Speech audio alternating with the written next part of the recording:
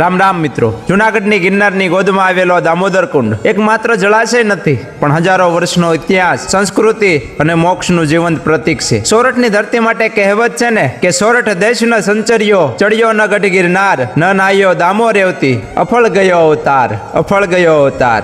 એટલે કે જો તમે અહીં આવીને દામોદર કુંડમાં સ્નાન નથી કર્યું તો આ મનુષ્ય અવતાર અધૂરો ગણાય છે. પણ શું તમે જાણો છો કે આ કુંડનું નામ દામોદર કેમ પડ્યું? પૌરાણિક કથા મુજબ બાળપણમાં પ્રભુ શ્રી કૃષ્ણના તોફાનથી કંટાળી માતા યશોદાએ દોરી એટલે કે દામ વડે તેમનું પેટ એટલે કે ઉદર એક મોટા પથ્થર સાથે બાંધી દીધું હતું. ભગવાને એ પથ્થર ખેંચીને ભાગ્યા અને બે વિશાળ વૃક્ષો વચ્ચે ફસાયા. પ્રભુના સ્પર્શથી એ વૃક્ષરૂપી દેવતાઓ શ્રાપ મુક્ત થયા. આ લીલાથી પ્રભુનું નામ દામોદર પડ્યું અને તેમના જ નામ પરથી આ પવિત્ર કુંડ દામોદર કુંડ તરીકે ઓળખાયો. સ્વયં સ્કંદ પુરાણમાં પણ આ તીર્થનો અદ્ભુત મહિમા છે. જ્યારે નારદજીએ ભગવાન નારાયણને શ્રેષ્ઠ તીર્થ વિશે પૂછ્યું ત્યારે ભગવાને કહ્યું કે હે નારદ, તમારે હિમાલય જવાની જરૂર નથી. તમે ગિરનાર પર જઈ દામોદર તીર્થની સેવા કરો. 275 ફૂટ લાંબા આ કુંડમાં કાર્તક માસના છેલ્લા 5 દિવસ એટલે કે ભીષ્મ પંચાંગ દરમિયાન સ્નાન કરવાનો અનેરું પુણ્ય છે. અહીં સાચા મનથી સ્નાન કરનાર વ્યક્તિ સીધો વૈકુંઠ ધામનો અધિકારી બને છે. દામોદર કુંડને કાઠિયાવાડનું મોક્ષધામ કહેવાય છે.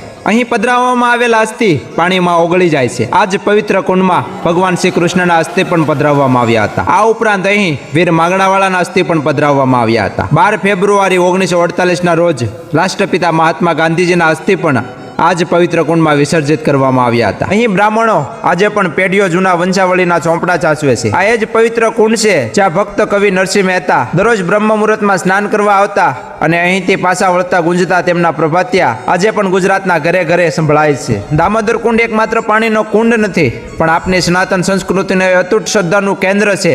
જ્યારે પણ જુનાગઢ જાઓ ત્યારે ગિરનારની ગોદમાં આવેલા આ દિવ્ય તીર્થના દર્શન અને સ્નાન અચૂક કરજો. જો તમને આપણી સંસ્કૃતિનો આ ગૌરવશાળી ઇતિહાસ ગમ્યો હોય તો આ વિડીયોને તમારા મિત્રો અને પરિવાર સાથે જરૂર શેર કરજો. તો ત્યાં સુધી બધાને જય ગિરનારી.